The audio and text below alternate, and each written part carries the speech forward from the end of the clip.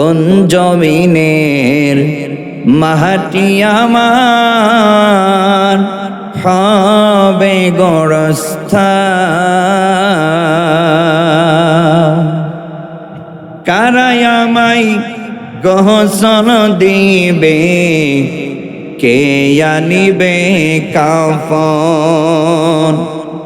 কারাই আবার কেঁদে কেঁদে সেরা দিবে দাফন। কারাই আবার লাশের পাশে শোনাবে কোরআন।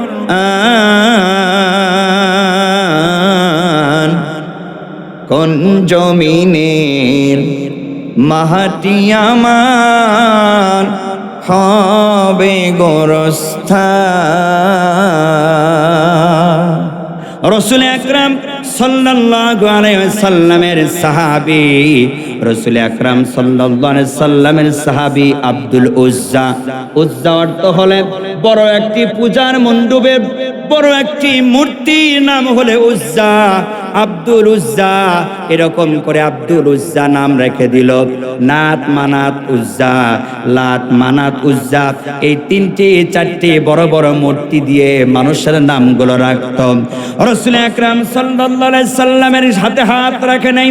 রাসূল সাল্লাল্লাহু আলাইহি ওয়াসাল্লাম এখনো ইসলাম তাকে গ্রহণ করায় নাই। আব্দুল উজ্জার ছোট্টবেলায় মা বাবা মারা গেল, মায়ের অন্যখান্তি বিবাহ শাদী হয়ে গেল।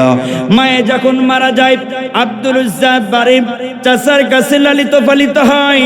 চাচাকে হঠাৎ করে কোনো একদিন বলা হলো, ও চাচা, ও চাচা, আপনি কি বলতে পারেন আসমানের নিচে জমিনের উপরে একটা মানুষকে যে পাগল বলে? আর সেই দিন ছিল খাবারের সময়। আব্দুল উজ্জা এবং উজ্জার চাচা একসঙ্গে খাবারগুলো খাইতেছে। আব্দুল উজ্জা কথা বলবে এই জন্য আব্দুল উজ্জার পাত থেকে থাল থেকে বড় বড় মাছের মাথাগুলো চাচার প্লেটে উঠায় দেয়। আর চাচারা বলে, চাচা আপনি খান, আপনি কয়দিন পর দুনিয়ার থেকে হয়তো বা বিদায় নিয়ে চলে যাবেন। আমি ভাতিজা হই আপনারে যতদিন পর্যন্ত আপনি বেঁচে থাকবেন আমি আশা করি আপনারে ভালো ভালো খাওয়াইব। চাচা সঙ্গে সঙ্গে বলে, এই আসমানের নিচে জমিনের ওপরে আমার ভাতিজার মতো কোনো ভাতিজা নাই যারা চাচাকে এত আদর করে, এত সোহাগ করে। আব্দুল উজ্জা এরকম কায়দা কৌশলে বলল, ও চাচা, আপনি যে আসমানের নিচে জমিনের ওপরে মানুষজন যে একটি মানুষকে পাগল বলে, একটি মানুষকে যে পাগল বলে, একটা মানুষকে যে মাথা খারাপ বলা হয়, একটা মানুষকে জঙ্গলি বলা হয়, অনেক ট্যাগ দেওয়া হয়, একটা মানুষকে মারা হয়। আব্দুল উজ্জার চাচা বলল, কোন ব্যক্তির তুমি কথা বলো? আব্দুল উজ্জা ছোট্ট করে কানে কানে বলল, চাচা মুহাম্মদ সাল্লাল্লাহু আলাইহি সাল্লামের বিষয়ে বলতেছিলাম। এই মুহাম্মদ সাল্লাল্লাহু আলাইহি সাল্লাম কেমন লোক চাচা তুমি যদি একটু বলো আমাকে। মুহাম্মদ সাল্লাল্লাহু আলাইহি সাল্লামের কথা কেমন মানুষ পাগল বলে? আব্দুল উজ্জার চাচা বলল, দেখো আসমানের নিচে জমিনের উপরে কাফের হোক, মুশরিক হোক, ইহুদি হোক, খ্রিস্টান হোক, বৌদ্ধ হোক, কেউ কখনো ওই মুহাম্মদকে কখনো পাগল বলতে পারে, কিন্তু কেউ কখনো মিথ্যাবাদী বলতে পারে না, কেউ কখনো ডাকাত বলতে পারে না, কেউ কখনো ধর্ষণকারী বলতে পারে না, কেউ কোনোদিন লুচ্চাকারী বলতে পারে না। ভাতিজা ছোট্ট করে চাচার কাছে প্রশ্ন করলো, চাচা তাহলে মক্কা মদিনার মানুষগুলো এত কষ্ট দেয় কেন? ভাতিজার কাছে চাচা বলল, মুহাম্মদ সাল্লাল্লাহু আলাইহি সাল্লাম নতুন একটা ধর্মর আবির্ভাব হয়েছে, নতুন একটা ধর্ম নিয়ে এসেছে। তারা চুন কালি আমাদের হিন্দু ধর্মের মধ্যে, আমাদের পূজার মধ্যে, আমাদের মূর্তির মধ্যে, আমাদের ধর্মের মধ্যে চুন কালিমা খাইয়া তার নতুন একটি ধর্ম প্রতিষ্ঠান আসমানের নিচে জমিনের উপরে করতে চায়। আর এই জন্য মক্কা মদিনার মানুষগুলি তারে পাগল বলে, তারে ধর্ষণকারী বলে, তারে জিনাকার বলে, তারা লুচ্চা বলে, তারাকে বদমাইশ বলা হয়। ও দুনিয়ার মুসলমান শুনে রাখো, যারা ইসলামের দাওয়াত দেবে তাদেরকে ধর্ষণকারী বানানো হবে, জঙ্গলি বানানো হবে। শুধুমাত্র তাই নয়, জেলখানায় ঢুকায়া ইনজেকশন পোস্ট করে দুনিয়ার থেকে বিদায় করে দেওয়া হবে। তাহলে বোঝা যাচ্ছে রাসূল সাল্লাল্লাহু আলাইহি সাল্লামের কোনো দোষ ছিল না। আব্দুল উজ্জার চাচা বলল, ও ভাতিজা, রাসূলের কোনো দোষ নাই, ওই মুহাম্মাদের কোনো দোষ নাই। মুহাম্মাদের দোষ হইল একটা, আসমানের নিচে জমিনের উপরে মুহাম্মদ একটা ধর্ম প্রচার করে, সেই ধর্মটা আমরা মানতে চাই না। আর আমরা সেই জন্যই ধর্ষণকার, জিনাকারী, পাগলের ট্যাগ লাগায়া তাদেরকে আমি এখান থেকে, তাদেরকে সমাজ থেকে বহিরত করে দেই, তাদেরকে সমাজ থেকে তুচ্ছ করে দেই, তাদের কাছে জানি কোনো মানুষ না যায় আর কালেমা না পড়ে। কথা বলেন ঠিক কিনা? দুনিয়ার মুসলমান, তাহলে এখান থেকে বোঝা যায় শিক্ষণীয় বিষয়, আব্দুল উজ্জার চাচা এখনো পর্যন্ত ইহুদি, তাও বলতেছে আমি আব্দুল উজ্জা, আমরা কেন মুহাম্মদকে ট্যাগ লাগাই? জিনাকারী, ধর্ষণকারী, লুচ্চা, বদমাইশ, একমাত্র লা ইলাহা ইল্লাল্লাহু মুহাম্মাদুর রাসূলুল্লাহ এই কালেমার প্রচার করে, এই জন্য তাকে অনেক পাগল ছাগল বলা হয়। তাহলে দুনিয়ার মুসলমান বোঝা যাচ্ছে, যারা হকের পথে থাকবে, ইসলামের পথে থাকবে, কালেমার পথে থাকবে, তারা বারবার নির্যাতিত হবে। কথা বলেন ঠিক কিনা? আসেন, আব্দুল উজ্জার চাচা আব্দুল উজ্জা বলল, চাচা তাহলে কি এই জন্য মুহাম্মদকে ধর্ষণকারী বলা হয়? তাহলে কি এই জন্য তাকে পাগল বলা হয়? তাহলে কি এই জন্য তাকে জঙ্গলি বলা হয়? চাচা বলল, ভাতিজা সত্যই এই জন্য তাকে অনেক কিছু ট্যাগ লাগায় দুনিয়ার থেকে বিদায় করার জন্য পায়ে তারা চলছে। ভাতিজা সঙ্গে সঙ্গে বলল, চাচা তুমি যেহেতু বলো মুহাম্মদ ভালো মানুষ, আসমানের নিচে জমিনের উপরে মুহাম্মাদের মতো আর কোনো ভালো মানুষ আসতে পারে না, আসবে না, ভবিষ্যতেও আসবে কিনা আমাদের জানা নাই। তাহলে চাচা আমরা দুইজন তাহলে রাতের অন্ধকারে মুহাম্মাদের কালেমাটা গ্রহণ করে নে। আব্দুল উজ্জার চাচার সঙ্গে সঙ্গে পায়ের তালু রক্তগুলো মাথায় ফিঙ্গি দিয়ে ওটা শুরু করে দিল। আর ভাতিজারা বলে, ও আব্দুল্লাহ তুমি কি বোঝাইতে চাও? বলে, চাচা সত্য কথা আমি আপনারে বলি, আমার ছোট্টবেলায় বাবা মারা গিয়েছে, আমি তো ওই মুহাম্মাদের প্রতি দীর্ঘ সময় প্রায় 8 থেকে 10 বছর হলে মুহাম্মাদের কালেমা পড়ব। আমি আশা করি আর বারবার আপনার দিকে তাকায় থাকি, আপনার কাছে আমি লালিত পালিত হই।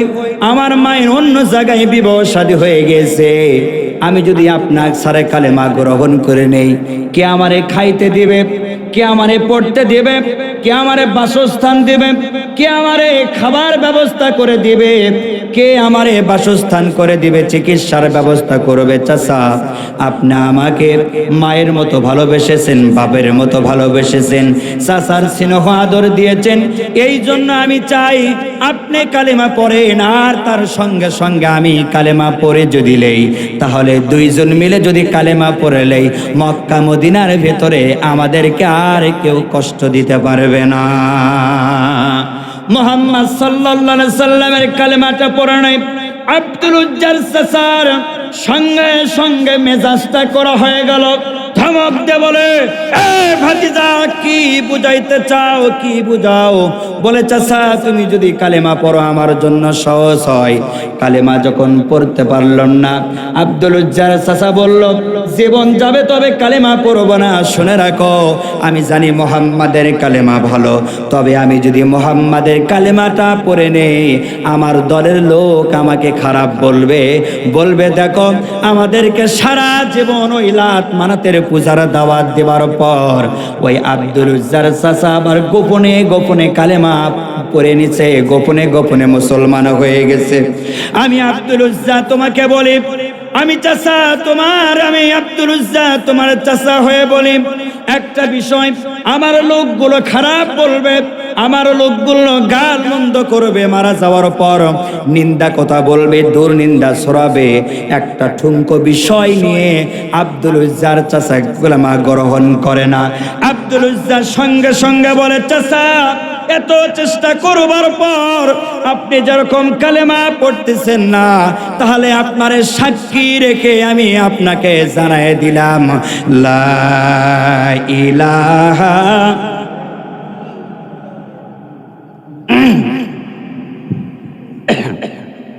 যার চাচার সামনে আব্দুল উজ্জা কালেমা গ্রহণ করে নিল আর বলল, চাচা আপনি সাক্ষী থাকেন, আমি ইসলাম গ্রহণ করে নিলাম।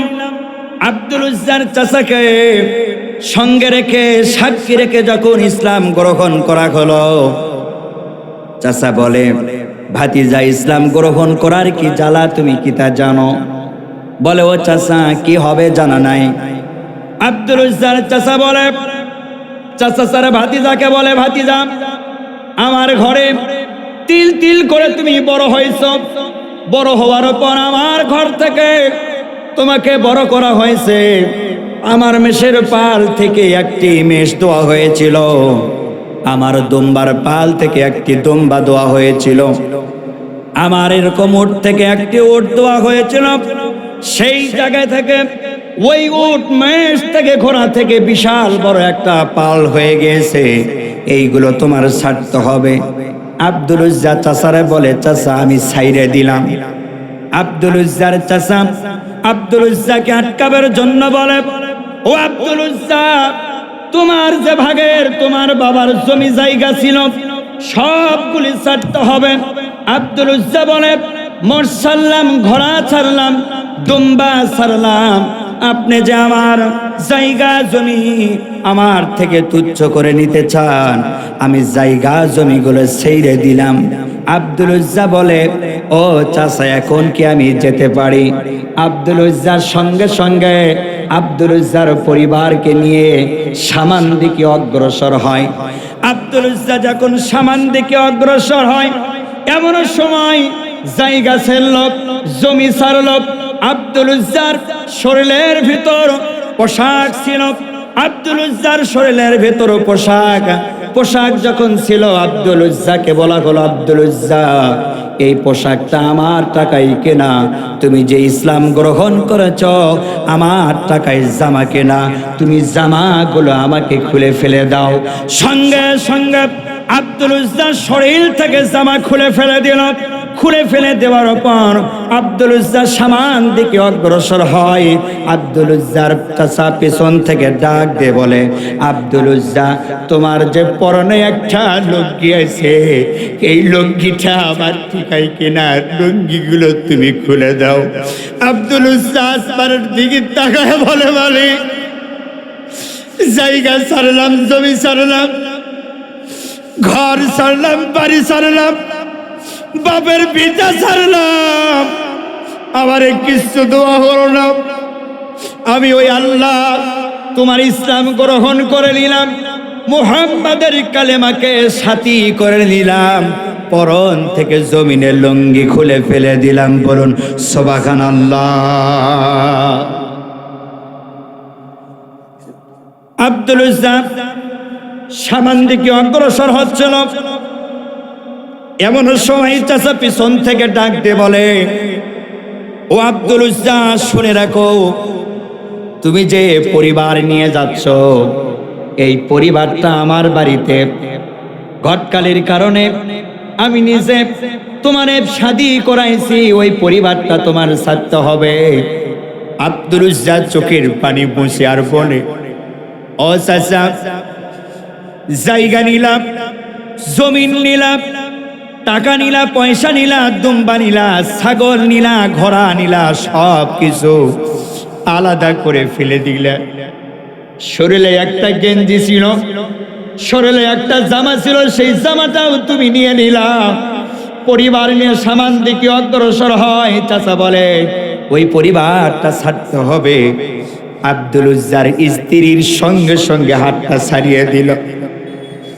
আসমান দিকে তাকায়া বলে, আরশের মালিক, তুমি তাকায়া দেখো, এই ইসলাম গ্রহণ করবার জন্য জায়গা জমি সবকিছু ছাইড়া দিলাম।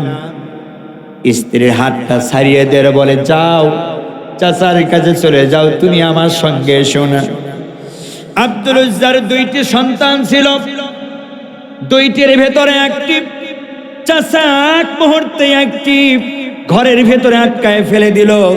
ছোট্ট একটা বাচ্চা, সব চাইতে যে বাচ্চারে বেশি পছন্দ করতো আর বাচ্চারে চুমো খাইতো, গালে চুমো খাইতো, ছোট চুমো খাইতো।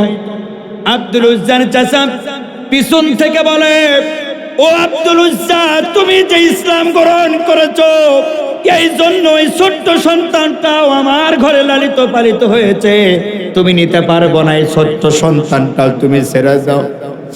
আব্দুল উজ্জার হাত থেকে সন্তানটা ছেড়ে দিল, আর গলার মধ্যে, মুখের মধ্যে, গলার মধ্যে, ঠোঁটের মধ্যে, কপালের মধ্যে চুমো খেলো আর বলল, বাঁচা ধন, আমি তো জন্মের মতো ইতিম, ছোট্টবেলায় আমার বাবা মারা গেল, মায়া আমাকে চাচার বাড়িতে রেখে অন্য জায়গায় বিবাহ শাদী করে নিল। আমি ইসলামের জন্য জায়গা জমি স্ত্রীর সম্পত্তি সব ছেড়ে দিলাম। একটা ছোট্ট সন্তানকে শেষ পর্যন্ত আদর করে ছেড়ে দেবার পর চাচার দিক থেকে রওনা হয়। আব্দুল উজ্জাকে বলে, আব্দুল উজ্জা, যাও, জায়গা জমি সব কিছু নিলাম, যখন তোমার সমস্যা হবে ইসলাম ছেড়ে আবার আমার বাড়িতে তোমার আসতে হবে।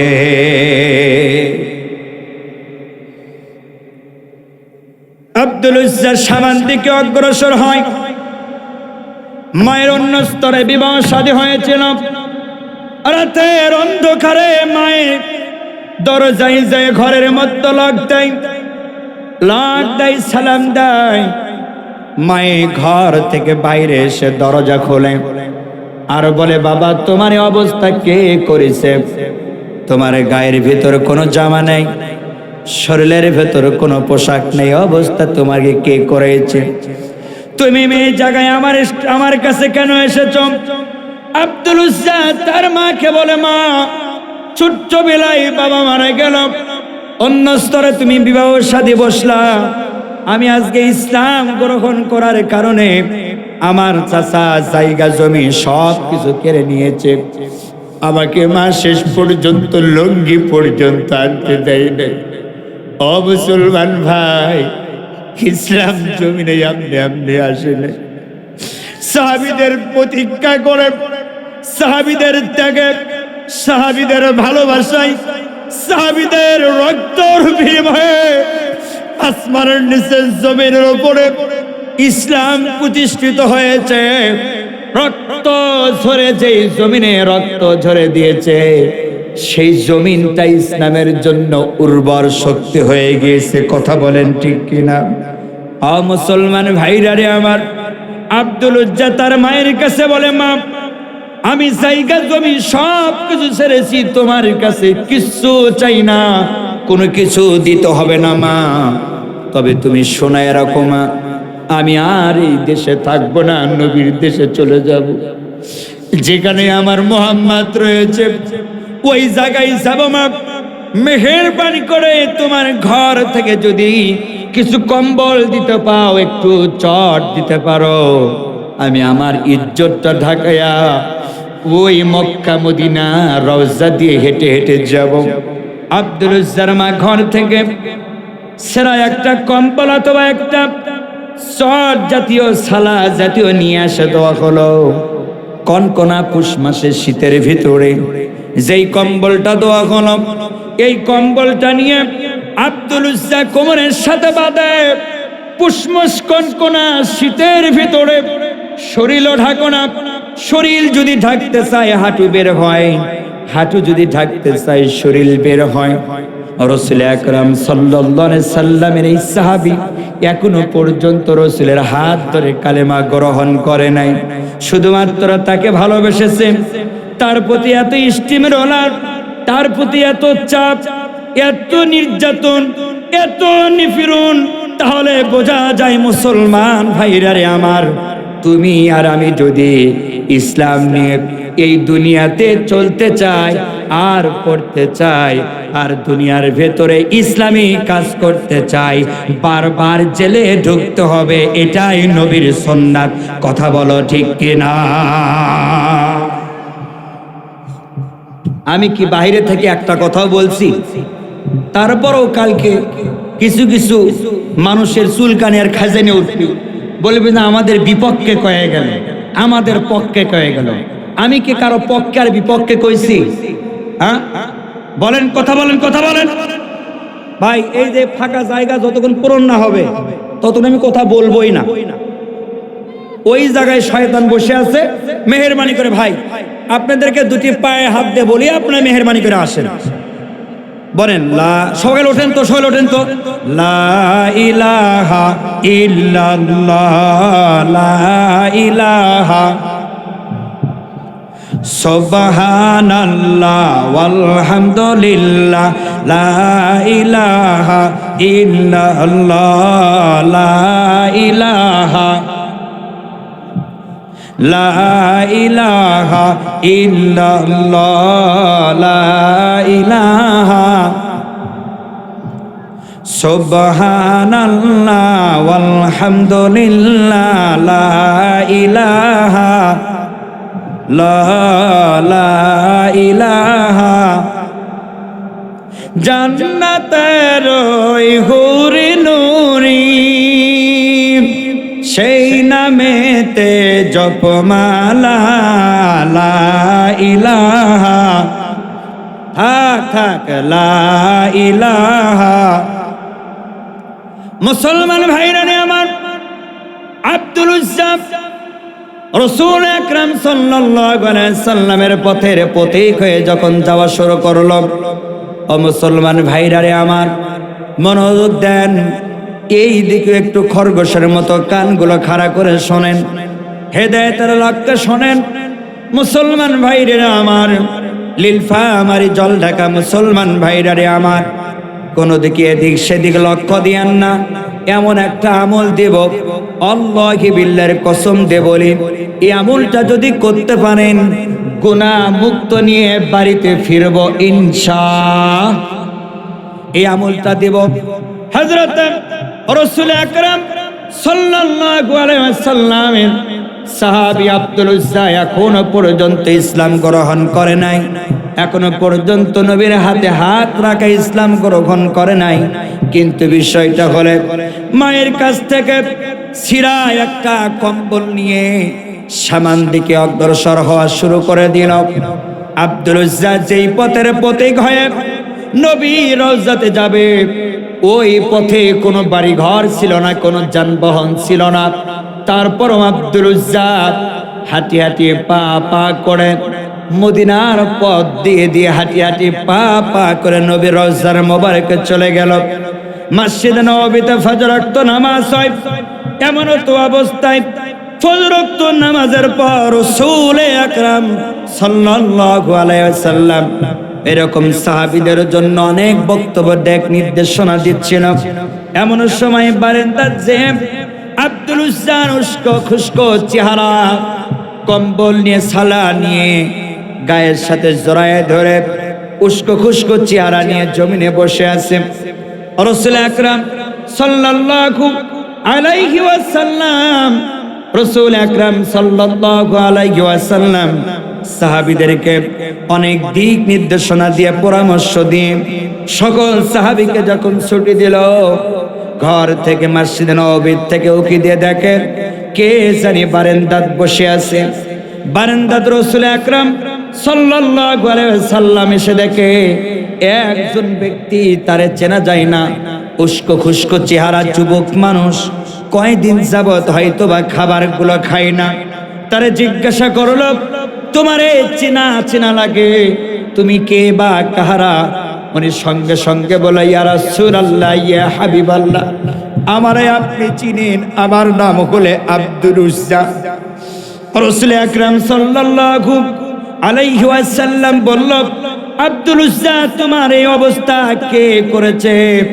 আব্দুল উজ্জা রাসূল সাল্লাল্লাহু আলাইহি ওয়াসাল্লামকে বলল, ইয়া রাসূলুল্লাহ, ইয়া হাবিবাল্লাহ, আমি যখন আপনার প্রতি ইসলাম গ্রহণ করেছি, আর যখন ইসলাম গ্রহণ করব, যখন নিয়ত করেছি, তখন আমার চাচা মুর্শিদ, আমার চাচা জমিগুলো, আমার চাচা আমার থেকে জায়গা, জমি, উট, বাছুর, ভেড়া, ছাগল, দুম্বা সব কিছু কেড়ে নিয়েছে, আমারে কিচ্ছু দেই নাই। রাসূল আকরাম সাল্লাল্লাহু আলাইহি ওয়াসাল্লাম বলে, পুষ মাসে কনকনা শীতের মধ্যে তুমি কেমনে আসলা? তোমার পরনের কাপড় কোথায়, জামা কোথায়? আব্দুল উজ্জা বলল, ইয়া রাসূলুল্লাহ, ইয়া হাবিবাল্লাহ, ঈমান আনার কারণে আমি লুঙ্গি পর্যন্ত নিয়ে আসতে পারি নাই। আমার চাচা লুঙ্গি পর্যন্ত খুলে নিয়েছে। আমার চাচা জায়গা, জমি, দুম্বা, ছাগল সব কিছু নিয়েছে।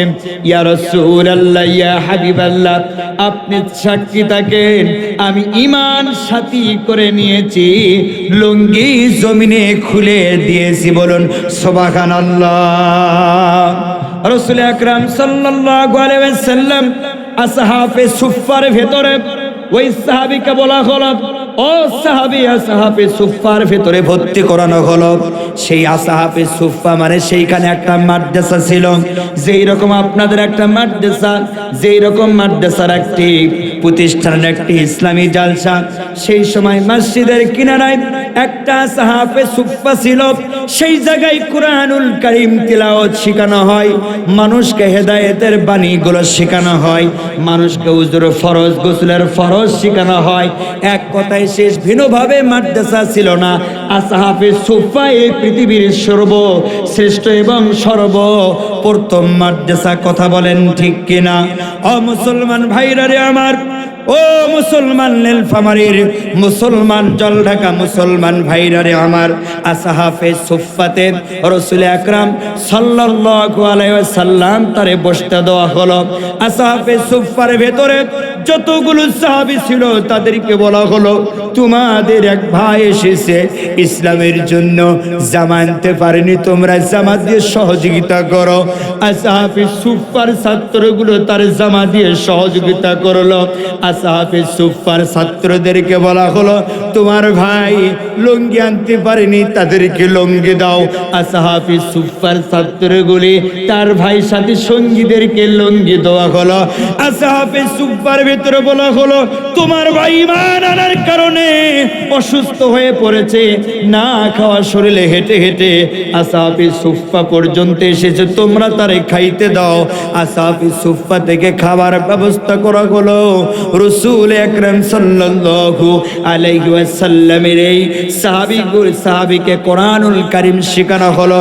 কোরআনুল কারীমে যখন শিখলো, একের পর এক কোরআনুল কারীম যখন পড়তে পারে, এক পর্যায়ে কোরআনুল কারীম এত জোরে জোরে চিল্লায় কোরআনুল কারীম পড়ে, আসহাবে সুফফার বাকি ছাত্র, অবশিষ্ট ছাত্রদের সমস্যা হয়ে গেল। রাসূল আকরাম সাল্লাল্লাহু আলাইহি ওয়াসাল্লামকে বিচার দিল, সালিশ দিল, ইয়া রাসূলুল্লাহ, ইয়া হাবিবাল্লাহ, আপনার একটি সাহাবী আব্দুল উজ্জা, ইয়া রাসূলুল্লাহ, ইয়া হাবিবাল্লাহ, তার নাম ছিল আব্দুল উজ্জা, কিন্তু রাসূল আকরাম সাল্লাল্লাহু আলাইহি সাল্লাম আব্দুল্লাহ বানায় দিল, উজ্জাটা কাটায় দিল। আব্দুল্লাহকে বলা হলো, ইয়া রাসূলুল্লাহ, ইয়া হাবিবাল্লাহ। আসহাবে সুফফার ছাত্রগুলি রাসূল সাল্লাল্লাহু আলাইহি সাল্লামকে লালিশ দেয়, ইয়া রাসূলুল্লাহ, ইয়া হাবিবাল্লাহ, আপনার আব্দুল উজ্জা এত জোরে জোরে কোরআন শরীফ তেলাওয়াত করে আমরা ঘুম পাড়তে পারি না, আমরা তাহাজ্জুদ নামাজ পড়তে পারি না, আর ফুপায়ে ফুপায়ে কান্না করে। আসহাবে সুফার ছাত্র যখন জনাবি মুহাম্মদুর রাসূলুল্লাহ সাল্লাল্লাহু আলাইহি সাল্লামের কাছে বিচার দিল, রাসূল আকরাম সাল্লাল্লাহু আলাইহি সাল্লামের ফজর ওয়াক্ত নামাজ পড়তে আসলো, আর তাদেরকে বলা হলো তোমরা কার জন্য কার নামে নালিশ করো? বলছে হচ্ছে আসহাবে সুফার ছাত্রগুলো বলল আমরা নালিশ করতেছি আব্দুল উজ্জা। আব্দুল উজ্জা এত জোরে জোরে কোরআনুল কারীম তেলাওয়াত করে আমরা ঘুম পাড়তে পারি না, আমরা তাহাজ্জুদ নামাজ পড়ি না।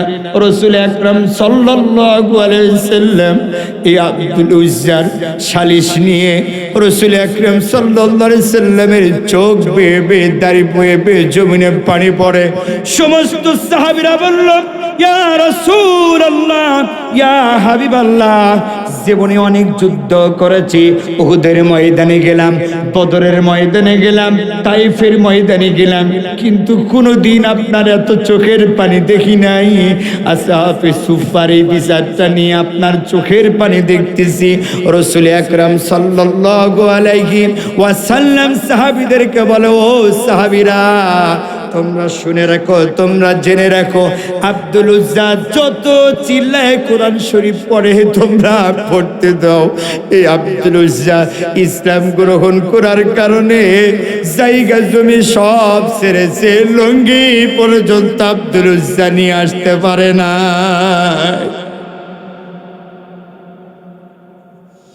রাসূলকে বলা হলো ইয়া রাসূলুল্লাহ, ইয়া হাবিবাল্লাহ, তাহলে এই আসহাবে সুফার ভেতরে সব চাইতে আপনি কারে বেশি ভালোবাসেন? রাসূল সাল্লাল্লাহু আলাইহি সাল্লাম সাহাবীদেরকে বলে রাখলো, সাহাবীরা তোমরা বিভিন্ন সময় বিভিন্ন গোত্র থেকে এসে ইসলাম গ্রহণ করেছ, কিন্তু আমার আব্দুল উজ্জা এত কষ্ট করে ইসলাম গ্রহণ করেছে, যুবক মানুষ লঙ্গি পর্যন্ত আনতে পারে নাই, উলঙ্গ অবস্থায় মক্কা থেকে মদিনা পর্যন্ত হেঁটে হেঁটে এসেছে। এই আব্দুল উজ্জা জায়গা ছাড়ল, জমি ছাড়ল, স্ত্রী ছাড়ল, সন্তান ছাড়ল, জায়গা জমি সব ছেড়ে গেল, শেষ পর্যন্ত লঙ্গি জমিনে খুলে ফেলে দিয়ে ঈমানকে সঙ্গীর সাথী করে নিল। বলুন সুবহানাল্লাহ। ঈমানের পথে, বলেন ঈমানের পথে অবিচল থেকে আমার মরণ যেন হয়, তোমারই কাছে মিনতি আমার, ও গো রহিম রহমান। ঈমানের পথে অবিচল থেকে আমার মরণ যেন হয়। লিল্লাহে তাকবীর। রাসূল আকরাম সাল্লাল্লাহু আলাইহি ওয়াসাল্লাম আসহাবে সুফার ভিতরে তাকে বসবাস করার জন্য বন্দোবস্ত করল। তায়েফের ময়দানে যুদ্ধ হবে, তায়েফের ময়দানে যুদ্ধের জন্য দামামা বেজে উঠল। রাসূল আকরাম সাল্লাল্লাহু আলাইহি সাল্লাম সকলকে বলল, তোমরা তায়েফবাসীদের সঙ্গে যুদ্ধ করতে হবে, তোমাদের যে সম্পত্তি রয়েছে ওই সম্পত্তি থেকে কে কত দান দিবা তাড়াতাড়ি বলো। সবাই মিলে নিয়ে চলে আসলো। রাসূল আকরাম সাল্লাল্লাহু আলাইহি সাল্লাম কোন মেয়েরা লাকের দুল, কানের ফুল, হাতের বালা, গলার মালা সব কিছু দিয়ে দিল। কেউ বা সন্তান দিল, হযরতে আবু বকর দান দিল, ওমর ফারুক দান দিল, ওসমান দান দিল, একের পরে এক দান দিল, একের পরে এক দান দিল। সব চাইতে রাসূল আকরাম সাল্লাল্লাহু আলাইহি ওয়াসাল্লাম এই দানটা স্তূপ করতে করতে তায়েফবাসীদের সঙ্গে যুদ্ধ করবার জন্য অনেক কিছু দান দিল। রাসূল আকরাম সাল্লাল্লাহু আলাইহি ওয়াসাল্লাম বলে, এই তায়েফের ময়দানে যুদ্ধ করবার জন্য যাই যে পয়সাটুকু দান দিয়েছে, সব চাইতে আবু বকরের দানটা বেশি আমার কাছে কবুল হয়ে গিয়েছে, আমার কাছে পছন্দ হয়েছে। রাসূল আকরাম সাল্লাল্লাহু আলাইহি ওয়াসাল্লামের এই সাহাবীকে বলল, ইয়া রাসূলুল্লাহ, ইয়া হাবিবাল্লাহ, আমরা এত এত কিছু দান দিলাম। এই উঠবা না, তোমরা মনে করছো হুজুর দান দেবে না? দান নেব না, তোমাদের টাকা লাগবে না, সমস্যা নাই। তোমরা মাদ্রাসার ছাত্র যদি না খেয়ে থাকে এমনি দিয়ে আসবা পাতের ভাত। কথা বলেন ঠিক কিনা? কিন্তু শোনা যাও, রাসূল আকরাম সাল্লাল্লাহু আলাইহি ওয়াসাল্লাম বলা, রাসূল আকরাম সাল্লাল্লাহু আলাইহি ওয়াসাল্লাম বলল, এই যুদ্ধের ময়দানের জন্য যাই যে কতটুকু দান দিয়েছো, সব চাইতে আবু বকরের দানটা বেশি কবুল হয়ে গিয়েছে, বেশি পছন্দ হয়ে গিয়েছে। সমস্ত সাহাবীরা বলল, ইয়া রাসূলুল্লাহ, ইয়া হাবিবাল্লাহ, আমরা তো সেই সময় দান দিলাম, আপনার পছন্দ হলো না, আমার আল্লাহ কবুল করছে কিনা তাও জানি না, কিন্তু আপনি আবু বকরের দানটা বেশি পছন্দ করলেন কেন? সমস্ত সাহাবীকে বলা হলো, সাহাবীরা, তোমরা যে এই যুদ্ধের জন্য দান দিয়েছো, কত ঘরে রেখে আসছো আর কত নিয়ে এসেছো? অনেকেই বলল 3 ভাগ করেছি, 1 ভাগ নিয়ে এসেছি। অনেকেই বলল 2 ভাগ করেছি, 1 ভাগ নিয়ে এসেছি, 1 ভাগ রেখে আসছি। অনেকেই বলা হলো 5 ভাগ করেছি, 2 ভাগ আসছি, 3 ভাগ রেখে আসছি। হযরত আবু বকরকে বলা হলো, আবু বকর, এই যুদ্ধের জন্য তুমি যে দান দিলা, তুমি তোমার ঘরে কি রেখে এসেছো? আল্লাহি বিল্লাহি কসম দিয়ে বলি, আবু বকর বলছি, ইয়া রাসূলুল্লাহ, ইয়া হাবিবাল্লাহ, আমার ঘরে যাবতীয় সম্পত্তি হিসেবে যা দেখা যায় আল্লাহ এবং আল্লাহ রাসূলকে রেখে সব কিছু যুদ্ধের ময়দানের জন্য নিয়ে এসেছি। বলুন সুবহানাল্লাহ। তায়েফের ময়দানে সবচাইতে দানবীর আবু বকর হয়ে গেল। এমতো অবস্থায় আসহাবের সুফার ওই ছাত্রটা আব্দুল উজ্জা এসে বলে, ইয়া রাসূলুল্লাহ, ইয়া হাবিবাল্লাহ, আমি তো কোনো কিছু দিতে পারবো না। আসহাবে সুফার ছাত্র আব্দুল উজ্জা বলে, ইয়া রাসূলুল্লাহ, ইয়া হাবিবাল্লাহ, আমি কোনো কিছু দিতে পারলাম না, আমার নিজের জীবনটা জানি এই ময়দানে শহীদ হয়ে যায়, আমি কোনো কিছু দিতে পারলাম না। রাসূল আকরাম সাল্লাল্লাহু আলাইহি ওয়াসাল্লাম পাশ থেকে একটি খেজুর গাছের বাকল ভাঙ্গিয়ে, ডাল ভাঙ্গিয়ে আব্দুল উজ্জার হাতের মধ্যে বেঁধে দেওয়া হলো, অথবা হাতে দেওয়া হলো, আর বলা হলো, হাত তুলে রাসূল আকরাম সাল্লাল্লাহু আলাইহি সাল্লাম দোয়া করতেছে, ইয়া রব্বে কারীম, আমি আব্দুল উজ্জার জন্য, আব্দুল উজ্জার রক্তকে কাফেরদের জন্য হারাম করে দিলাম। আব্দুল উজ্জা জানি কাফেরদের সাথে শহীদ না হয়, যুদ্ধ জানি না করা লাগে, কাফেরদের জন্য আব্দুল উজ্জার রক্তকে হারাম করে দিলাম। রাসূল আকরাম সাল্লাল্লাহু আলাইহি ওয়াসাল্লামের সাহাবী রাসূলকে বলে, ইয়া রাসূলুল্লাহ, ইয়া হাবিবাল্লাহ, আমি তো আব্দুল উজ্জা শহীদ হতে চাই, কিন্তু আপনি কাফেরদেরকে রক্তটুকু, আমার রক্তটুকু কাফেরের জন্য হারাম করে দিলেন। কোন দিকে দোয়া করলেন? আব্দুল উজ্জা রাসূল আকরাম সাল্লাল্লাহু আলাইহি সাল্লাম বলল, আব্দুল উজ্জা, শুনে রাখো, তোমার যদি এখন জ্বরের ভেতরে মৃত্যু হয়, শহীদি মরণ হবে। সুবহানাল্লাহ। মুসলমান ভাইরারে আমার, মুসলমান ভাইরারে আমার, এখানে যারা বসে আছেন, অপ্রিয় মুসলমান ভাইরারে আমার, শুনে রাখেন, জেনে রাখেন, ইসলামটা আসমানের নিচে জমিনের উপরে এমনি এমনি আসে নাই। ও মুসলমান ভাই, পৃথিবীর ভেতরে কিছু নিয়ম শৃঙ্খলা মেনে নিতে হবে।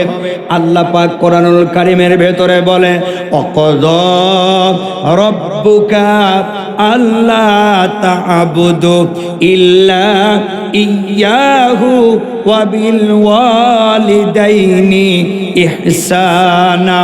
ও পৃথিবীর মানুষ, তোমরা তোমার পিতামাতার সাথে সৎ আচরণ করো, তোমরা তোমার পিতামাতার সাথে ভালো আচরণ করো, বাসস্থার ব্যবস্থা করে দাও, খাবার ব্যবস্থা করে দাও, তোমরা তোমাদের পিতামাতার সাথে সৎ আচরণ করো, ভালো ব্যবহার করো।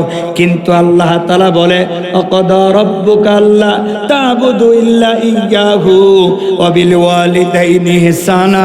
পৃথিবীর মানুষ নামাজ পড়া যেমন ফরজ, হজ করা যেমন ফরজ, যাকাত দেওয়া যেমন ফরজ, আমি মাওলানা ইউনূস বলে গেলাম কোরআনের আইন মানা যেমনে ফরজ, পিতামাতার সেবা যত্ন করা তেমনে ফরজ।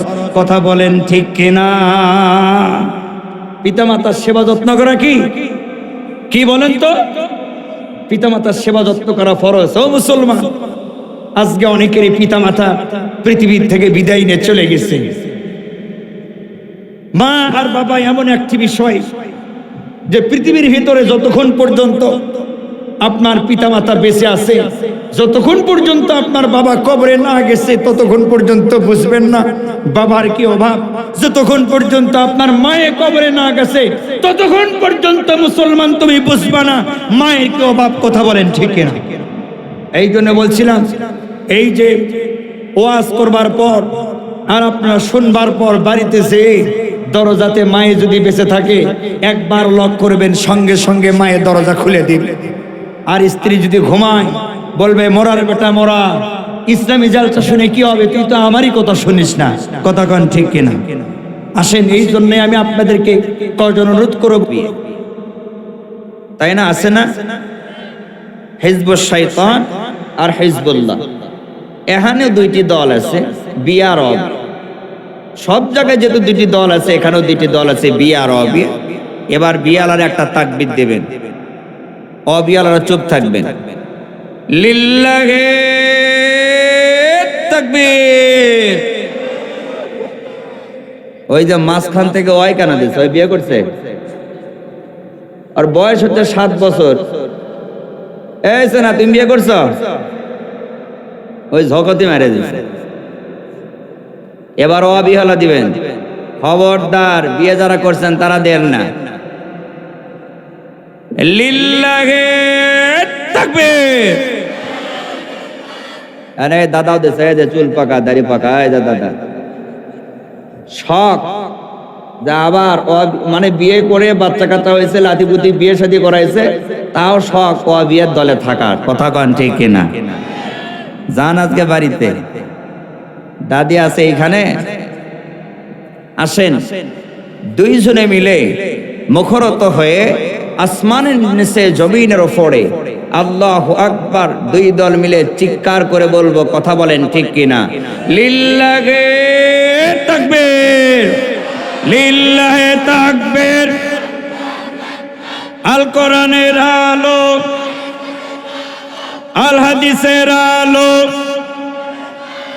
মুআজ্জা যেখানে আমরা আছি সেখানে, হ্যাঁ, দুর্নীতি যেখানে, লিল্লাহি তাকবীর আসে। আল্লাহ তাআলা বলে, মানুষ যদি কোনো উচ্চ আওয়াজ, এই ভাই কথা বলিয়েন না, আচ্ছা এই যে মাঝখানে ফাঁকা রাখছেন, এই যে মাঝখান থেকে যে ফাঁকা রাখছেন, এটা আমার মনে হচ্ছে যেই দিন বাংলাদেশের পালানো একটা ব্যক্তি ছিল, এই জায়গা থেকে ওই জায়গাতে ওই দলের মানুষগুলো উঠে গেছে। কথা বলেন, মেহেরবানি করে ফাঁকা জায়গাগুলো পূরণ করে নেন, নেন তাড়াতাড়ি নেন, ফাঁকা জায়গাগুলো পূরণ করেন মেহেরবানি করে। আজকে এমন একটা আমল দিব, যে আমল করলে আপনার স্ত্রী আপনার কথা শুনবে, আর মা বোন পর্দার আড়ালে আছে ওদেরকে এমন একটা আমল দিব, যাই বলবি স্বামীকে তাই স্বামী শুনবে। আমল করতে হবে। আর ওনারাও বলছে হুজুর মাহফিল করেন আর ওয়াজ করেন আর না করেন এটা দেখার বিষয় নয়, ওই আমলটা দিয়ে যান। আমার হারামির সাথে 14 বছর 40 বছর সংসার করছি, একদিনও আমি শান্তি পাইনি। কথা গান। এখন এরা বলতেছে মাহফিল করেন আর না করেন সমস্যা নাই, কিন্তু আপনি যে আমলের কথা বলছেন, আমি যাহা বলিব আমার স্ত্রী তাই শুনিবে, এই আমলটা সর্বপ্রথমে দিয়ে আপনি আলোচনা শুরু করেন। কথা গান। ওই যে ফাঁকা জায়গাগুলো পূরণ করে নেন, মেহেরবানি করে পূরণ করে নেন।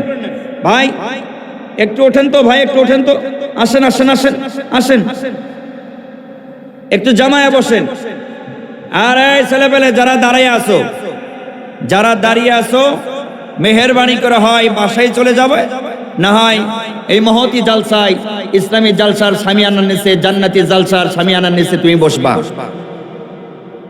এই পৃথিবীর ভিতরে একটা জাতি গোষ্ঠী আছে, যারা ছেলেও না, যারা মেয়েও না, তাদেরকে কি বলা হয়? তো যারা মাহফিল শোনার উদ্দেশ্য করে এসেছে, মাহফিলও শুনতেছেন না, বাড়িতে ঘুম পাড়তেছেন না, ওরা আল্লাহর কাছে কি হবে? কি হবে? অতএব মেহেরবানি করে হিজরা হিসাবে পরিচয় না দিয়ে, আল্লাহর বান্দা রাসূলের উম্মতের পরিচয় দিয়ে আমরা জান্নাতি মহতি সামিয়ানার নিচে বসে পড়ি ইনশাআল্লাহ। আসেন, কোরআনুল কারীম এমন একটি কিতাব, যেই কিতাবটা পড়লে সওয়াব, ধরলে সওয়াব, চুমু খাইলে সওয়াব, যেই কিতাবটারে মহব্বত করলে সওয়াব। কথা বলেন ঠিক কিনা? কিন্তু এই কিতাবকে মানুষ উৎখাত করবার জন্য, এই কিতাবটারে মানুষ পৃথিবী থেকে নিচ্ছিন্ন করবার জন্য বারবার মানুষ পায়তারা করতেছে। কথা বলেন ঠিক কিনা? আসমানের নিচে, জমিনের ওপরে, মুক্ত আকাশে এবং মুক্ত বাতাসে, মুক্ত জমিন একটি কথা বলার জন্য 16টি বছর আমরা সুযোগ পাই নাই। আমাদের গলাকে চিপে ধরা হয়েছে, আমাদেরকে বলা হয়েছে এটা বলো, ওইটা বলো, এইটা বলো না, ওইটা বলো না। কিন্তু ফেসিস হাসিনা সরকার 16 বছর পর এদেশ থেকে পলায়ন করে, ইঁদুরের গর্তও পাই নাই, পিঁপড়ার গর্ত দিয়ে পলায়ন করে ভারতে বসবাস করছে। কথা বলেন ঠিক কিনা? এখন আসমানের নিচে, জমিনের উপরে উন্মুক্ত বাতাস, উন্মুক্ত জমিনে উন্মুক্ত কোরআনের কথা চলবে, কোরআন থেকে কথা হবে, পাতা দিলে তার ছিঁড়ে দেওয়া হবে ডেলিভারি। কথা বলেন ঠিক কিনা? তেল যখন আসমান, যখন জমিনে ওঠে না, জমিন যেমন আসমানে ওঠে না, তেমন ভাবে নোনা পানি মিঠা পানির সাথে মেশে না। হক আর বাতিল কোনোদিন একাকার হতে পারে না। কথা বলেন ঠিক কিনা? ঠিক কিনা? হক হকের পথে চলবে, বাতিল বাতিলের পথে চলবে। কার কত ক্ষতি হলো আর কার কত লাভ হলে দেখার বিষয় নয়। আমরা তৌহিদি মুসলমান, হকের পথে, কোরআনের পথে থাকবো ইনশাআল্লাহ। আসেন, বিষয়টা হলে এই কোরআনুল কারীম অনেক, আমরা পৃথিবীর ভেতরে অনেক শাসন দেখলাম। কারো বাপের শাসন, কারো মায়ের শাসন, কারো মেয়ের শাসন, কারো স্বামীর শাসন। কিন্তু একটা পার্লামেন্টে আমরা একবার অন্তত, ও মুসলমান ভাই, আমাকে এবং আপনাকে, আমাদেরকে জান্নাতের জন্য ইমাম বানাইছেন। আমি রুকু দিলে আপনি রুকু দেন, আমি সেজদা দিলে আপনি সেজদা দেন, আমি সালাম ফিরলে আপনি সালাম ফেরেন, আমি যা বলি তাই করেন। ইক্তাদি বিহাদাল ইমাম। ও মুসলমান জাতি গোষ্ঠী, পৃথিবীর ভেতরে তোমাদেরকে আমি জানাইতে চাই, নীলফামারী জলঢাকার মানুষকে আমি জানাতে চাই, একবার তোমরা যদি আমাদেরকে কোরআনুল কারীম পার্লামেন্টে দিয়ে দাও, মাথায় আটার বস্তা নিয়ে গম নেবার জন্য দাঁড়ে দাঁড়ে ঘুরতে হবে না। আমরা ওমরের শাসন ভূমিকা কামাই করে, ওমরের শাসনকৃত, সেই শাসিত হয়ে মাথায় আটার বস্তা নিয়ে তোমাদের দাঁড়ে দাঁড়ে ঘুরবো। কথা বলেন ঠিক কিনা? লিল্লাহে তাকবীর, লিল্লাহে তাকবীর। কোরআন আছে যেখানে, লিল্লাহে তাকবীর। আসেন, সামান্য তো ইলিফের চাল নিতে, গম নিতে মানুষকে ঘোষ দিতে হয়। কথা বলেন ঠিক কিনা? কিন্তু পৃথিবীতে আপনারা জানিয়ে রাখেন, শুনে রাখেন, আমাদেরকে এমন ইমাম বানাইছেন, আমরা রুকু দিলে আপনারা রুকু দেন, আমরা সেজদা দিলে আপনারা সেজদা দেন, আমরা সালাম ফিরিলে আপনারা সালাম ফেরেন। আপনাদের ক্ষমতা নেই সালাম না ফিরিলে আপনারা সালাম ফিরাতে পারেন। কথা বলেন ঠিক কিনা? সেই হুজুরে আপনার ভালোমতি জানেন, ইক্তাদি বিহাদাল ইমাম, ইমামের প্রতি শ্রদ্ধা রেখে ভালোবাসা করে সূরা ফাতিহা না পড়ে খালি আল্লাহু আকবার বলে এরকম করে হাত বেঁধে থাকেন, তাহলে আপনার বুঝতে হবে, আমার আপনার বিশ্বাস করতে হবে, হুজুরের পাশে যদি ইক্তাদা করলে, হাত বাঁধতে যদি নামাজ আল্লাহ কবুল করে, তাহলে হুজুর পার্লামেন্টে একবার গেলে দুনিয়াতে শান্তি প্রতিষ্ঠিত হবে। কথা বলেন ঠিক কিনা? ঠিক কিনা? অতএব আসেন, রাজনীতি কোনো বক্তব্য দিতে আসি নাই, বগুড়া থেকে এসেছি জলঢাকায় নীলফামারীতে, আমি রাজনীতি বক্তব্য দেবও না, তবে কোরআনের কথা আমরা হক কথা বলা ছাড়বো না। কথা বলেন ঠিক কিনা? এই কোরআনুল কারিমের পক্ষে থাকতে আর কোরআনুল কারিমের কে সাথী এবং বাতি যারা বানাইতে পারবে, আল্লাহ তাআলা বলছে তাদেরকে জান্নাতুল ফেরদাউস দেওয়া হবে, উচ্চ মাকাম দেওয়া হবে। একটি জান্নাত, ছোট্ট একটি যদি জান্নাত দেওয়া হয়, সেই জান্নাতটাই দুনিয়া 7 দুনিয়া সমতুল্য। বলেন সুবহানাল্লাহ। আসেন, বিষয়টা হলে সে আল্লাহর প্রতি একবার শুকরিয়া আদায় করে নিচ্ছি যে আল্লাহ পাক মেহেরবানি করে আমাদের ভাবনচুর মতিয়ার সর্দারপাড়া বাইতুল নূর কওমি মাদ্রাসা ও ইতিমখানা হাফেজ ছাত্রদের দস্তরবন্দি উপলক্ষে তাফসিরুল কোরআন মাহফিল, আমি প্রধান মুফাসসির নগণ্য জঘন্য ব্যক্তি আপনাদের সামনে বসে আছি এবং বিশেষ বক্তা রশিদুল ইসলাম 27 ইঞ্চি বক্তা কিশোরগঞ্জ নীলফামারী, বিশেষ মুফাসসিরিন হাফেজ করি মাওলানা মোহাম্মদ শফিকুল ইসলাম শফি কুড়িগ্রাম, প্রধান অতিথি জনাব আলহাজ সৈয়দ আলী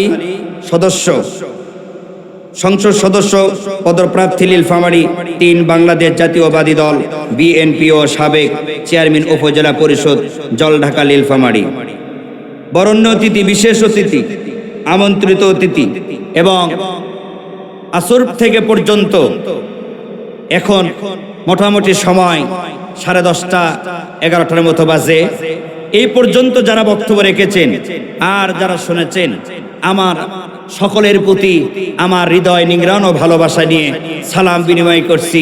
উচ্চ আওয়াজে সালামের উত্তর দেবেন, আসসালামু আলাইকুম ওয়া রাহমাতুল্লাহি ওয়া বারাকাতুহু।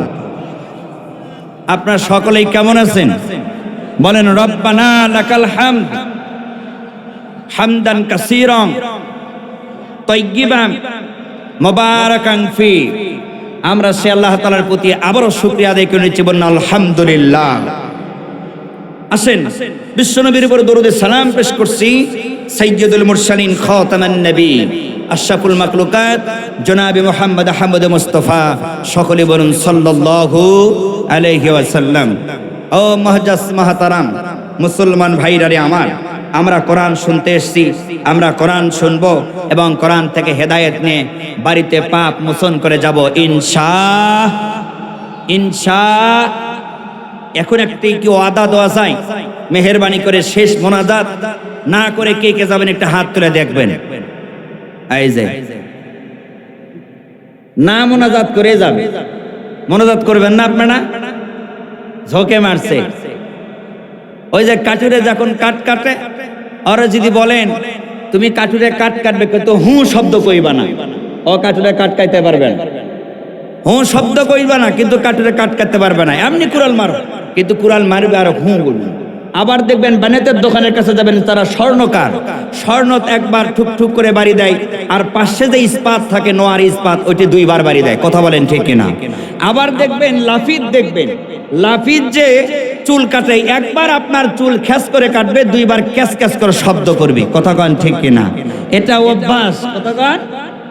এই লাফিদ দেখবেন একবার চুলে ফেস দিবার 2 বার খ্যাস খ্যাস করে শব্দ করবে, ওরে বলবেন একবারই তুমি চুল কাটবা, কিন্তু 2 বার খ্যাস খ্যাস শব্দ করতে পারবা না, তোমারে কিন্তু 100 টাকা দেব শব্দ না করলে। ও বলবে তোর চুল কাটার দরকার নাই, কিন্তু আমি একবার এরকম করে চুল কাটবো, 2 বার খ্যাস খ্যাস শব্দ করব। করে না? দেখেন নাই? করে। কিন্তু এটা ঝোঁকেতে উঠে গেছে। মেহেরবানি করে কি একটু ওয়াদা দেওয়া যায়? আমি গুনাহগার বান্দার সঙ্গে আপনার গুনাহগার বান্দা, আপনার নাগায়েক বান্দা, আপনার ভালো বান্দা হয়ে শেষ মোনাজাত করে কে কে বাড়ি ফিরবেন? শেষ মোনাজাত করে গুনাহ মুক্ত নিয়ে কে কে বাড়ি ফিরবেন? একটা হাত তুলে একটু দেখান। লিল্লাহে তাকবীর। আল্লাহ বলেন আমাদেরকে শেষ মোনাজাত করবার জন্য তৌফিক দান করো। হায় আল্লাহ, মেহেরবানি করে গুনাহে মুক্ত জিন্দেগি দান করো। হায় আল্লাহ, এখন থেকে শেষ পর্যন্ত যা শুনবো আমাদের সকলকে মেহেরবানি করে আমল করবার জন্য তৌফিক দান করো। আল্লাহুম্মা আমিন। আসেন, এখন উঠবেন, এখন উঠবেন, ওঠার কোনো নিষেধ নাই, তবে উঠবেন এই যে আলোক করবেন। এর মানে কি? প্রসাব করার জন্য উঠবেন, চাপে ধরে থাকিয়েন না, সমস্যা হতে পারে। কিন্তু বিষয়টা হলে যারা মাঝে মধ্যে সুরুত টান দেবেন, এই যে সুদ করে টান দেবেন আর ধুমা উপর দিকে ছাড়বেন, ওরা কি নিয়ে আপনারা কি দিয়ে আপনারা ছুটি নেবেন? আপনারা ওখানে দাঁড়াবেন আর কবেন হুজুর, এরম এরম করবেন, তাহলে আমি বুঝবো ওরা আকরবাতি লাগাবে। কথা কান ঠিক কিনা? আরে মুসলমান, কি মুসলমান? হিন্দু লাগালো মরার পর, আর মুসলমান লাগাইলো মরার আগেই জিন্দা হয়ে। কথা বলেন ঠিক কিনা? আল্লাহ তাআলা এই জন্য বলে, পৃথিবীর মানুষ, তুই তো জাহান্নামে যাবি, মরণ হয় নাই, চিতা তোদের জন্য সাজানো হয় নাই, তারপরও তুই মুখেতে বেরি লেগে সিগারেট লাগায়া বারবার আঁচ দিচ্ছিস, বারবার অগ্নিমুখ করে নিচ্ছিস। যা ফি নারি জাহান্নামা খালিদিনা ফিহা, যা বান্দা তুই জাহান্নামে চলে যা, জান্নাত পাওয়ার মতো তো সুযোগ মিলবে না। কথা বলেন ঠিক কিনা? এই জন্য বলছিলাম মুসলমান ভাইরা রে আমার,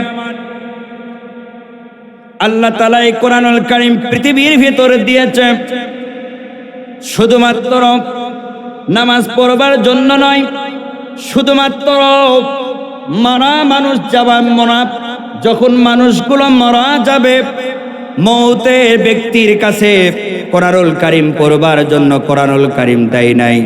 শুধুমাত্র মানুষরা অসুখ হবে, অসুস্থ থেকে শিফায়ে কামেলা দান করবে, ঝাড়াফুঁকের জন্য, কবিরাজির জন্য, মরা মানুষের আশেপাশে শোনাবের জন্য, এবং তানজারি খাবার জন্য, এবং 40-27 করবার জন্য আমাকে কোরআনুল কারীম দেয় নাই। কথা বলেন ঠিক কিনা?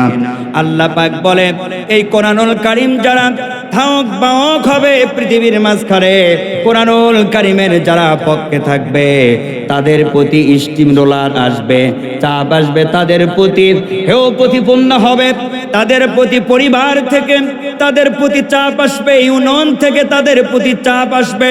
শুধুমাত্র পরিবার থেকে, ইউনিয়ন থেকে চাপ আসবে না, দেশদ্রোহী তাদেরকে বানানো হবে, তাদেরকে বলা হবে এরা দেশদ্রোহী, এরা জঙ্গলি, এরা মুনাফিক, এরা কাফের, তাদেরকে অনেক কিছু বলা হবে এরা এমন মানুষ যারা কোরআনুল কারীমের ধাওক বাওক হবে, তাদেরকে শেষ পর্যন্ত জঙ্গলি ট্যাগ লাগায়া জেলখানার ঢুকানো হবে, যেই রকম 16 বছর ট্যাগ লাগায় ঢুকানো হয়েছে। কতক্ষণ ঠিক কিনা? এই জন্য মুসলমান ভাইরা রে আমার, এই পৃথিবীতে কোরআনুল কারীমের যদি আপনি ধারক বাহক যদি হতে চান, রাসূল আকরাম সাল্লাল্লাহু আলাইহি ওয়াসাল্লামের সাহাবী, রাসূল আকরাম সাল্লাল্লাহু আলাইহি ওয়াসাল্লামের সাহাবী আব্দুল উজ্জা। উজ্জা অর্থ হলে বড় একটি পূজার মণ্ডপে বড় একটি মূর্তির নাম হলে উজ্জা, আব্দুল উজ্জা। এরকম করে আব্দুল উজ্জা নাম রেখে দিল। নাত, মানাত, উজ্জা, লাত, মানাত, উজ্জা, এই 3-4 বড় বড় মূর্তি দিয়ে মানুষের নামগুলো রাখত। রাসূল আকরাম সাল্লাল্লাহু আলাইহি সাল্লামের সাথে হাত রাখে নাই। রাসূল সাল্লাল্লাহু আলাইহি ওয়াসাল্লাম এখনো ইসলাম তাকে গ্রহণ করায় নাই। আব্দুল উজ্জার ছোট্টবেলায় মা বাবা মারা গেল, মায়ের অন্যখান্তি বিবাহ শাদী হয়ে গেল। মায়ে যখন মারা যায়, আব্দুল উজ্জা বাড়ির চাচার কাছে লালিত পালিত হয়। চাচাকে হঠাৎ করে কোনো একদিন বলা হলো, ও চাচা, আপনি কি বলতে পারেন আসমানের নিচে জমিনের উপরে একটা মানুষ যে পাগল বলে? আর সেই দিন ছিল খাবারের সময়। আব্দুল উজ্জা এবং উজ্জার চাচা একসঙ্গে খাবারগুলো খাইতেছে। আব্দুল উজ্জা কথা বলবে, এই জন্য আব্দুল উজ্জার পাত থেকে, থাল থেকে বড় বড় মাছের মাথাগুলো চাচার প্লেটে উঠায় দেয়। আর চাচারা বলে, চাচা আপনি খান, আপনি কয়দিন পর দুনিয়ার থেকে হয়তো বা বিদায় নিয়ে চলে যাবেন। আমি ভাতিজা হই আপনারে যতদিন পর্যন্ত আপনি বেঁচে থাকবেন, আমি আশা করি আপনারে ভালো ভালো খাওয়াইব। চাচা সঙ্গে সঙ্গে বলে, এই আসমানের নিচে জমিনের ওপরে আমার ভাতিজার মতো কোনো ভাতিজা নাই যারা চাচাকে এত আদর করে, এত সোহাগ করে। আব্দুল উজ্জা এরকম কায়দা কৌশলে বলল, ও চাচা, আপনি যে আসমানের নিচে জমিনের ওপরে মানুষজন যে একটি মানুষকে পাগল বলে, একটি মানুষকে যে পাগল বলে, একটা মানুষকে যে মাথা খারাপ বলা হয়, একটা মানুষকে জঙ্গলি বলা হয়, অনেক ট্যাগ দেওয়া হয়, একটা মানুষকে মারা হয়। আব্দুল উজ্জার চাচা বলল, কোন ব্যক্তির তুমি কথা বলো? আব্দুল উজ্জা ছোট্ট করে কানে কানে বলল, চাচা, মুহাম্মদ সাল্লাল্লাহু আলাইহি সাল্লামের বিষয়ে বলতেছিলাম। এই মুহাম্মদ সাল্লাল্লাহু আলাইহি সাল্লাম কেমন লোক চাচা, তুমি যদি একটু বলো আমাকে। মুহাম্মদ সাল্লাল্লাহু আলাইহি সাল্লামের কথা কেমন মানুষ পাগল বলে?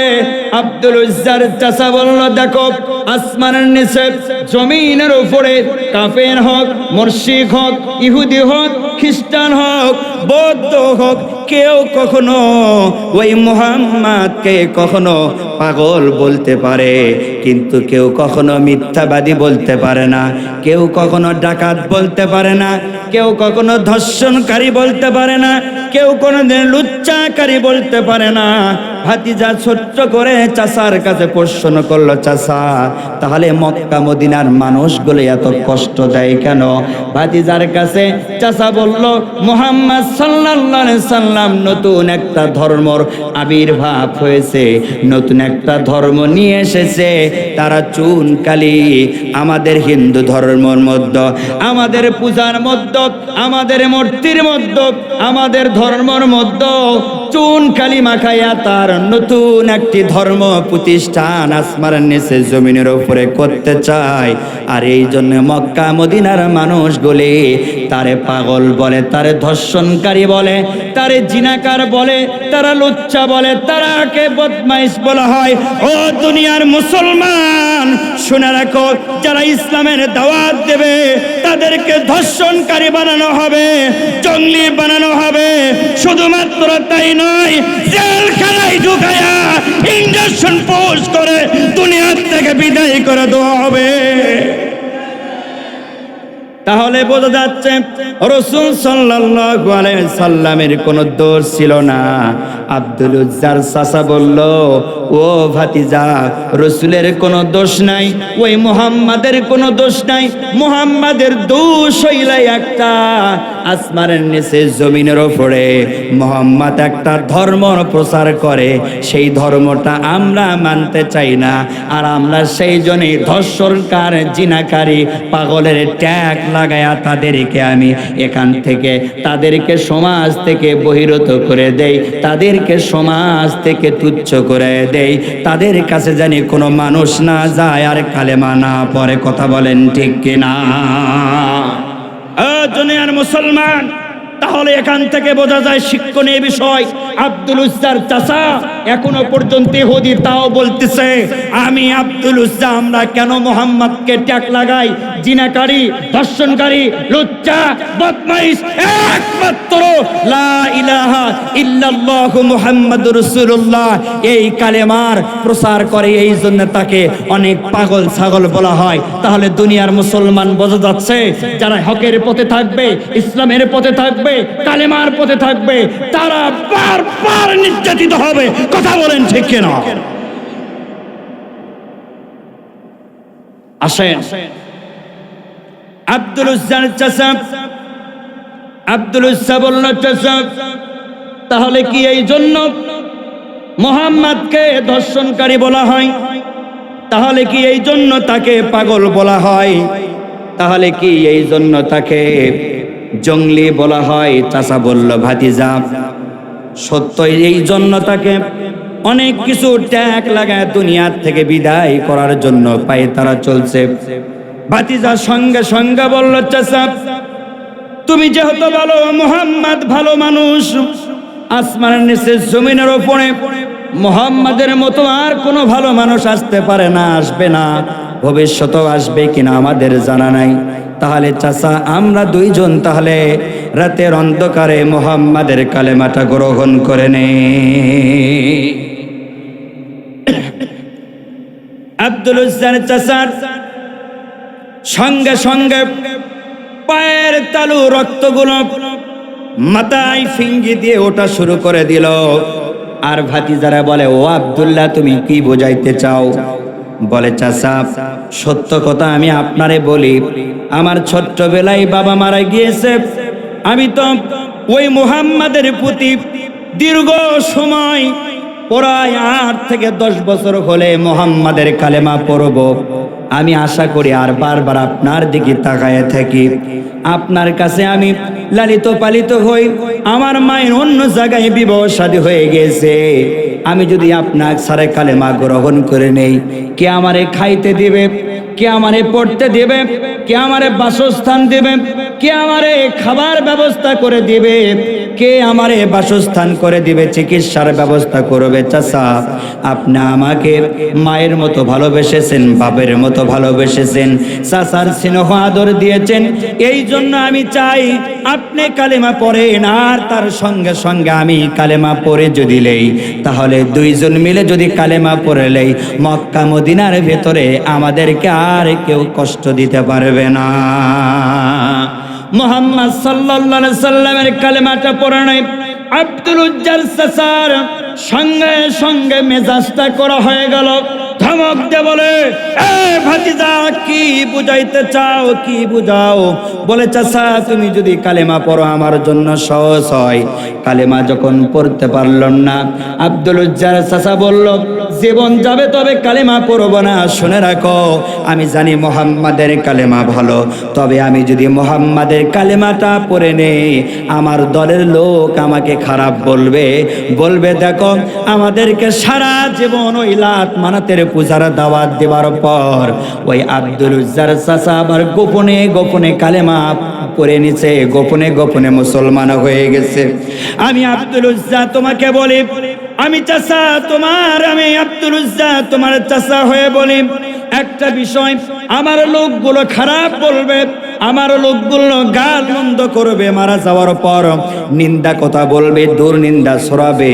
একটা ঠুনকো বিষয় নিয়ে আব্দুল উজ্জার চাচা কালেমা গ্রহণ করে না। আব্দুল উজ্জার সঙ্গে সঙ্গে বলে, চাচা, এত চেষ্টা করবার পর আপনি যেরকম কালেমা পড়তেছেন না, তাহলে আপনার সাক্ষী রেখে আমি আপনাকে জানাই দিলাম, লা ইলাহা